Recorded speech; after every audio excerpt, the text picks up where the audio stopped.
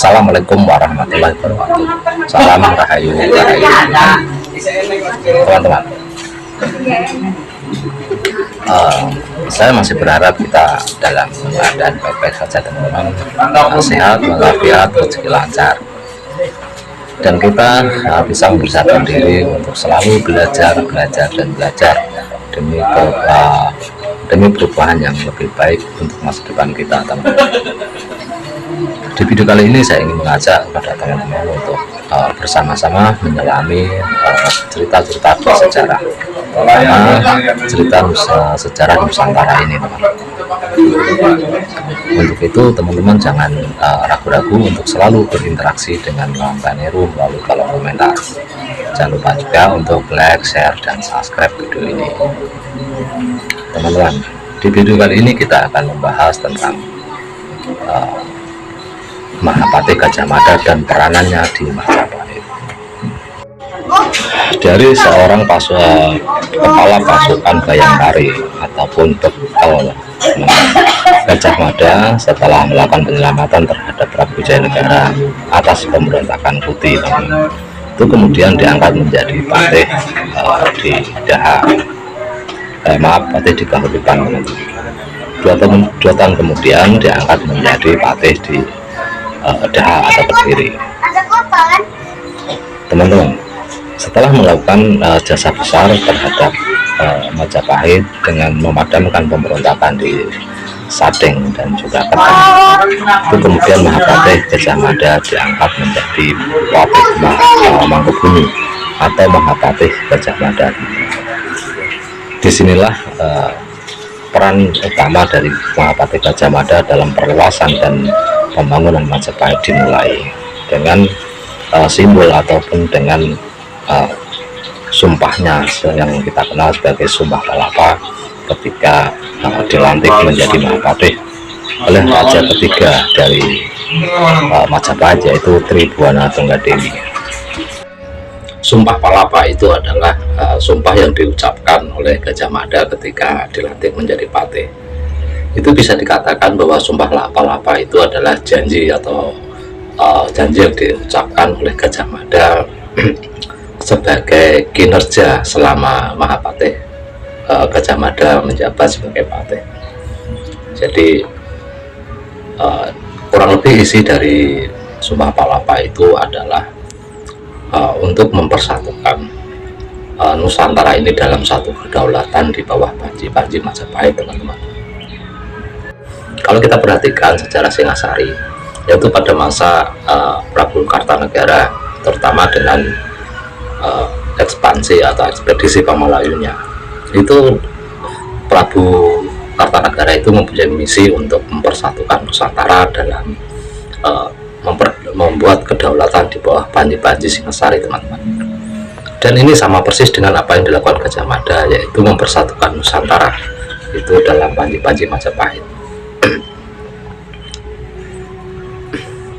Teman-teman, banyak ahli sejarah yang menyimpulkan bahwa apa yang dilakukan Gajah Mada ini merupakan keinginan Gajah Mada untuk mewujudkan apa yang pernah diinginkan dan dilakukan oleh Prabu Kartanegara tentang kejayaan Nusantara, teman-teman.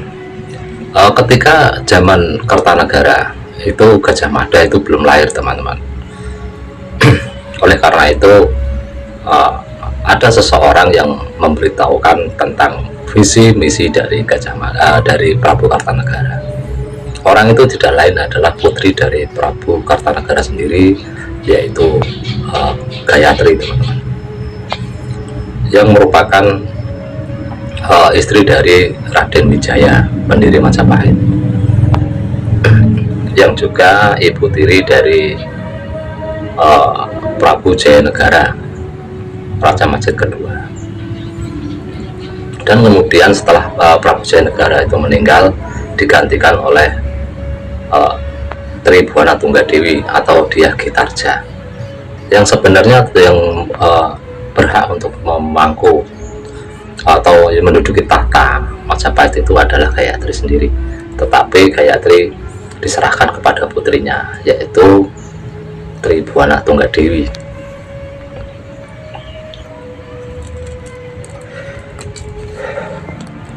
Nah, Tribuana Tunggadewi inilah yang mengenalkan Gayatri inilah yang mengenalkan konsep ataupun visi misi dari Prabu Kartanagara mengenai ekspedisi Pamalayu yang dikenal dengan ekspedisi Pamalayu itu, teman-teman, yang bertujuan untuk membangun kekuatan untuk mencegah ekspansi dari Mongol ke Jawa.